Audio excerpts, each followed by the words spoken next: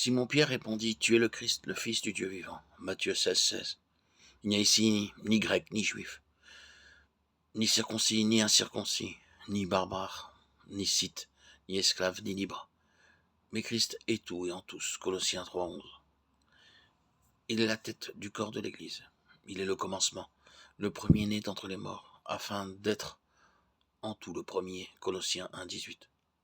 Afin qu'ils aient le cœur rempli de consolation, qu'ils soient unis dans la charité et enrichis d'une pleine intelligence pour connaître le mystère de notre Dieu et Père et de Christ. Colossiens 2,2. Nous ne nous prêchons pas nous-mêmes, c'est Jésus-Christ le Seigneur que nous prêchons. Et nous disons vos serviteurs à cause de Jésus. 2 Corinthiens 4,5. Ici, nous trouvons dans toutes ces références de la Bible la centralité et l'universalité de Christ, le plan de Dieu. Quel est le pourquoi de toutes choses? Pourquoi les anges? Dieu les créa-t-il accidentellement ou furent-ils créés selon le plan de Dieu? Pourquoi Dieu a choisi des hommes, envoyé des prophètes, donné le Sauveur, répandu le Saint-Esprit, construit l'Église et jeté les bases du royaume? Pourquoi faut-il donc que l'Évangile soit prêché jusqu'aux extrémités de la terre? N'est-ce pas afin que les pécheurs soient sauvés? Pourquoi devons-nous atteindre les pécheurs et édifier les croyants? Certains insistent sur le baptême, le parler en langue, la sainteté, l'observation du sabbat ou sur tout autre détail comme point central. Pourtant, quelle est la pensée centrale de Dieu? Dieu, tu travailles en vue d'un but défini. Quel est donc notre travail? Quel est le but de notre travail?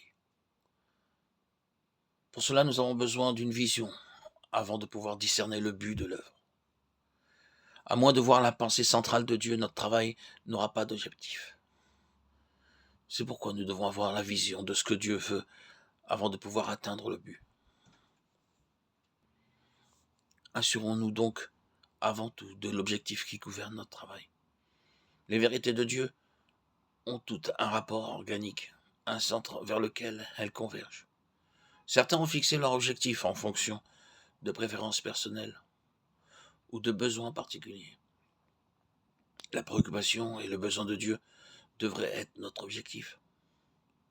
Qu'est-ce qui est au centre du cœur de Dieu? Quel est le fil conducteur qui court à travers toute la révélation de Dieu? Quelle est la vérité suprême de Dieu? Qui est le Seigneur Jésus? Nous pouvons tous répondre qu'il est notre Sauveur. Cependant, très peu peuvent répondre, comme le fit Pierre. Tu es le Christ de Dieu. Luc 9, 20. Ainsi, le point de convergence des vérités de Dieu, c'est Christ. Le cœur de Dieu n'est autre que Christ. Le mystère de Dieu, c'est Christ, écrit Paul.